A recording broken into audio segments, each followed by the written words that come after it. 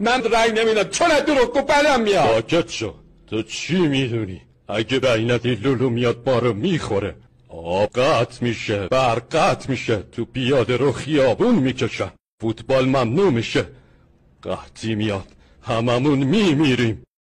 بس کن خاندایی، فکر کردی الان دهه 70 که مردم هر حرفی رو هوا قبول کنن؟ الان فضای مجازی فوری دروغای شما رو میکنه و آبروتون رو میبره. مردم دیگه گول رقیب هراسوندنهای شما رو نمیخورن. تموم کنید چاخاناتون رو. حالا که گوله میخوری بگو چقدر میگیری تو رأی بدی. من شرفمو نمیپوشم. رأی دوباره یعنی خیانت به این مملکت خاندایی. دروغ و واستابشو بزن رو کولشو من رأی نمیدم چون از دروغگو بدم میاد. ساکت شو. تو چی میدونی؟ اگه رأی ندی لولو میاد بارو میخوره، آب قطع میشه، برق قطع میشه، تو پیاده رو خیابون میکشن، فوتبال ممنوع میشه،